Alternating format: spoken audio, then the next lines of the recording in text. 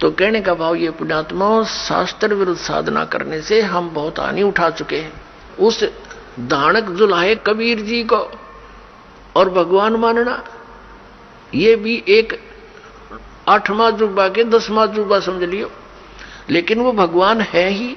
हमारे ना मानने से उनकी वो प्रभुता समाप्त नहीं हो सकती, क्योंकि हम नहीं पहचान पा रहे लाल है, ये हमें विश्वास नहीं हो पा रहा, तो ये हमारी बाल बुद्धि का ही परिणाम है। लाल तो इतनी ही कीमत रखता है, वो लाल है, वो पूर्ण परमात्मा है, और वहां लीला करने के लिए सह शरीर आए थे, सह शरीर चले गए थे, और पूरा ज्ञान उन्होंने हमें बताया आकर के, जो दास आपको बता रहा। तो प्रसंग चल रहा है, हम उसी पर आते हैं। तो इसी प्रकार जब आप जी दीक्षा ले लेते हो, उसके बाद फिर दास जो वचन बोलता है और आपके मन में अविश्वास उत्पन्न होता है, तो आप कमजोरी में आ चुके हो, क्योंकि आप कितने दिनों से भक्ति कर रहे होगे, जब से जन्म हुआ। पवित्र हिंदू धर्म में तो शायद कोई ही व्यक्ति ऐसा होगा नास्तिक जो भगवान नहीं कहता हो या उसको नहीं मानता हो। वैसे तो मुसलमान धर्म में भी भगवान अल्लाह वो सभी मानते हैं, ईसाई धर्म में भी मानते हैं, हिंदू धर्म में भी मानते हैं। और आप कितने दिन से ज्ञान सुनते आ रहे हो, और दास जो भी ज्ञान आपको सुना रहा है, उनके एक पॉइंट को क्लियर करने के लिए 3-3, 4-4 प्रमाण देता है। और पहले आपने जो अज्ञान सुन रखा था उसका कोई सिर पैर नहीं, और आपको स्वीकार्य था। अब ये क्यों अग्रम अग्रम इतनी हो रही है आपके माइंड में, काल को ये चिंता बनी रहती है, कहीं ये इस मार्ग पर दृढ़ ना हो जा और इसका बेड़ा पार ना हो जा, तेरे हाथों से ना निकल जा। तो पुण्यात्माओं, उपदेश लेने से पहले दास ने बहुत सुविधा उपलब्ध कर रखी है। जिन दिनों में सत्संग होता, सत्संग सुन करो। फिर परमात्मा ने दया बख्श रखी है, एक पवित्र टीवी चैनल पर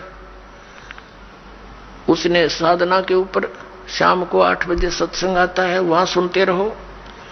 कहने का भाव ये है कि आप जी पहले कति कंसेप्ट क्लियर करो, जब आओ यहां पर और नाम लेकर फिर जो सही दृढ़ होकर आते हैं उनको कुछ चंद ही दिनों में परमात्मा के वो चमत्कार शुरू हो जाएंगे। क्योंकि कनेक्शन ले लिया बिजली का, कनेक्शन लेते ही आपके पंखे चलेंगे, सब कुछ ठीक चलेगा।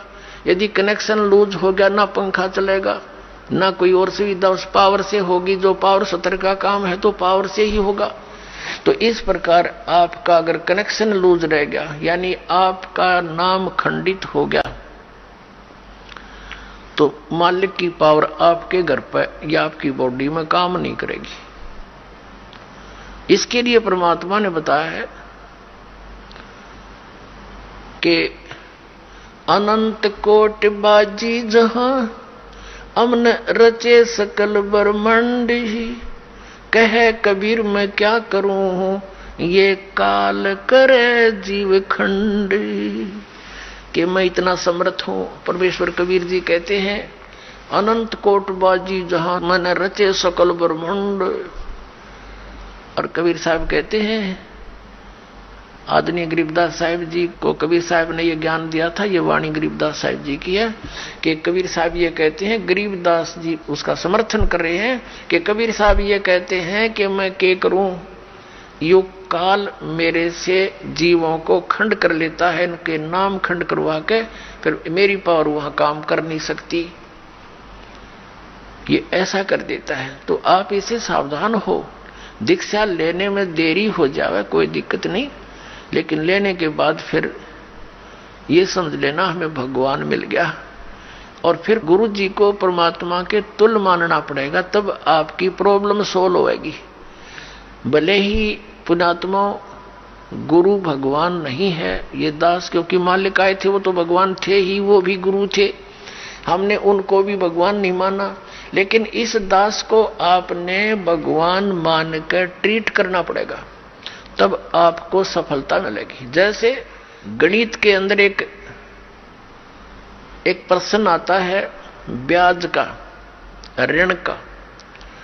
उस ऋण के अंदर क्या होता है कि हमने मूल धन खोजना होता है, बच्चों ने मूल धन प्राप्त करना होता है, वो प्रश्न ऐसा होता है। तो उसके अंदर मानना पड़ता है, मान लीजिए मूल धन 100 रुपये, वो मूल धन 100 रुपये होता नहीं, वो तो करोड़ों की संख्या में होता है। लेकिन वो करोड़ों की संख्या की राशि वाला मूलधन हमें तभी उपलब्ध होगा जब हम 100 रुपये को मूलधन मान लेंगे। अब समझदार को संकेत बतेरा, भले ही ये दास भगवान नहीं है, लेकिन उस मूलधन को पाने के लिए, यानी मूल मालिक को पाने के लिए आपने गुरु जी को एज ए गॉड ट्रीट करना पड़ेगा। यूं समझ ले कि मेरे सामने आज वो परमात्मा आ जाते हैं। इस दास के स्थान पर परमात्मा स्वयं भी आए थे। आज से 600 वर्ष पहले 120 वर्ष तक हमारे डले खाकर चले गए, हमारी गालियां खाकर चले गए, जूते खाकर चले गए, क्योंकि जिस बाप का बेटा शराब पी रहा हो और पिता जाकर उसको कहता महफिल में बेटा आजा तू ना नाश करे, तो वो झगड़ा कर देता पिता के साथ, हाथापाई भी कर देता है, तेने मेरी बेइज्जती कर दी, क्योंकि होश में है नहीं, नशे में है। तो हमने यहाँ काल के इस झूठे रंग की भांग पी रखी है। कबीर ये माया अटपटी सब गट आन अड़ी, और किस किस न समझाऊं या कुआ भांग पड़ी। तो यहाँ हम सभी एक का कुएं का भांग पिए फिर रहे। वो परमात्मा आता है, हम उसके भी जूते मारते हैं, उसको बुरा कहते हैं, इन नकलियों का स्वीकार करें बैठे हैं जो आसपास भी नहीं भगवान कहिए। अब कहने का दास का तात्पर्य है कि इस दास के स्थान पर ये सोच लो परमात्मा बैठे हैं, और फिर हम कैसे व्यवहार करेंगे उस भगवान से जिसके लिए हम तड़प रहे हैं। ऋषियों ने शरीर गाल दिए भगवान पाने के लिए, यदि वो मिल जाए तो हम उसका कैसे व्यवहार करेंगे। तो ये आपने रिहर्सल करनी पड़ेगी। इस दास को डला समझ लो, एक पत्थर समझ लो बोलता हुआ, लेकिन यहां नो सोच लो हम भगवान से मिलने जा रहे हैं। तो जैसा व्यवहार आप यहां करोगे ऐसा ही स्वप्न में आपका बनेगा। मृत्यु के बाद आपको ऐसा होगा जैसे स्वप्न, और वहां भगवान दास के रूप में पहले आपकी परीक्षा लेगा, बाद में ऊपर सिलेक्ट करेगा, ले जाएगा सतलोक। तो वहां जैसी भावना, जैसा अच्छा या बुरे विचार आपके इस दास के प्रति होंगे, आपके मस्तिष्क पर लिखे आएंगे वहां पर, क्योंकि वहां कोई रोड ना चल रहा है, या तो हम 100 बात छुपा ले, आपके मस्तिष्क पर लिखे आएंगे। रिजेक्टेड और सिलेक्टेड कहने की जरूरत को नहीं, बस वहां तो न्यू करना भगवान ने, फिर रह जाओगे वहीं से। फिर ठीक है, आपने जो भक्ति की है, पहले तो यदि गुरुजी के प्रति आपकी आस्था एज ए गॉड नहीं है तो भक्ति आपकी बनाए को नहीं, भक्ति चलेगी ही नहीं। आप सब साधना करते भी दिखोगे, फिर नो कि हमें कोई लाभ नहीं हो रहा, तो आपके अंदर भक्ति अंकुर वो फूटा ही नहीं।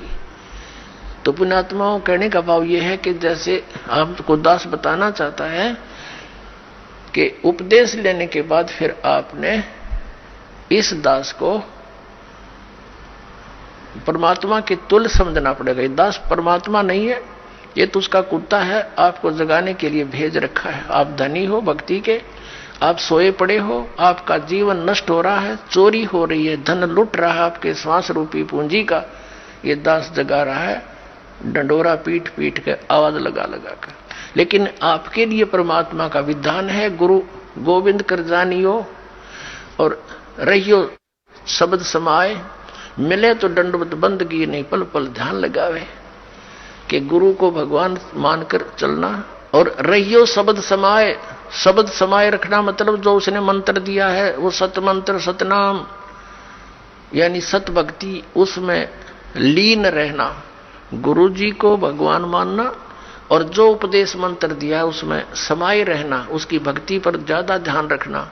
और जब भी मिले तो दंडवत बंदगी, जहां मिले वहां दंडवत प्रणाम करना, और नहीं मिल पाते हो जैसे घर पे तो पल पल ध्यान लगावे।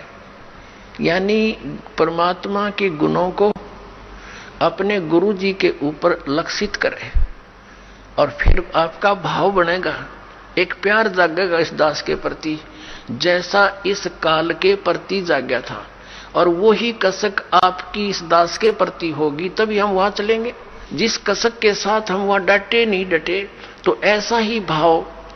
अब हम कैसे भावित होते हैं, जैसे एक हीरो या हीरोइन नकली बात बना के एक तो उसने पढ़ावे, फिर वो बोल रहा है, उसके एक दो डायलॉग पर हम आसक्त हो जाते हैं। वो हो बड़ा क्या बात कही, बड़ा सुंदर बोला, और यहाँ दास ने ऐसा पिटारा खोल दिया इन बोलों का, वचनों का।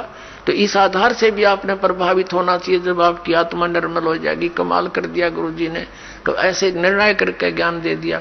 तो हमने ऐसे प्रभावित होना है और आसक्त होना है उस परम पिता पर, इस दास के माध्यम से। ये रिहर्सल आपकी फिर ऊपर जाके काम आवेगी, जो आप यहां करोगे।